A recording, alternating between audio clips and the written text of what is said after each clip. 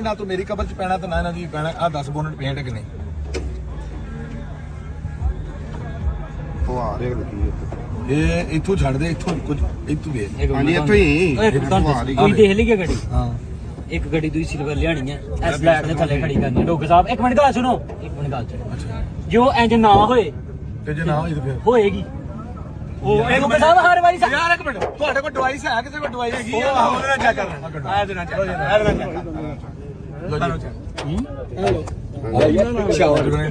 ਆ ਛੱਤ ਲਾਓ ਜੀ ਇੱਧਰ ਲਾਓ ਡਾਕਟਰ ਸਾਹਿਬ ਯਾਰ ਇੱਕ ਮਿੰਟ ਉਹ ਚੈੱਕ ਐਡਾ ਵੱਡਾ ਨਹੀਂ ਕੋਲ ਦੱਸੋ ਕੀ ਹੈ ਨਹੀਂ ਨਿਕਲਣਾ ਤੂੰ ਇਹਦੇ ਹੱਥ 'ਚ ਫੜਾ ਤੂੰ ਆਪਣੇ ਹੱਥ 'ਚ ਫੜ ਇਹਦੇ ਕਰ ਇੱਕ ਮਿੰਟ ਛੋਟੀ ਜਿਹੀ ਗੱਲ ਸੁਣ 18 ਮਾਡਲ ਜੀ ਮੈਂ ਇਹਨਾਂ ਨੂੰ ਮੰਨਦਾ ਨਹੀਂ ਹੈਗਾ ਵੈਸੇ ਇਹਨੂੰ ਗੱਲ ਹੈ ਕਿ ਇਹ ਪਤਾ ਕਿੱਥੇ ਦੱਸਦਾ ਜਿੱਥੇ ਪਟੀਨ ਲੱਗੀ ਹੋਵੇ ਇਹ ਪਟੀਨ ਲੱਗੀ ਇਹਨੂੰ ਪਟੀਨ ਥੋੜੀ ਲੱਗੀ ਹੈ ਉੱਥੇ ਲਾਓਗੇ ਇੱਧਰ ਲਾਓ ਸਾਈਡ ਆ ਵੇਖੋ 18 ਮਾਡਲ ਜਿਹੜੀ ਮੈਨੂਅਲ ਤੁਹਾਨੂੰ ਮੈਂ ਦਿਖਾ ਗਿਆ ਉਹਦੇ ਅਸਨਾ ਹੈ ਕਿ ਨਹੀਂ ਤੂੰ ਯਾਰ ਨਿਕਾਲ ਨਾ ਮਾਰ ਮੈਂ ਤੈਨੂੰ ਦੱਸਾਂ ਇੱਧਰ ਆ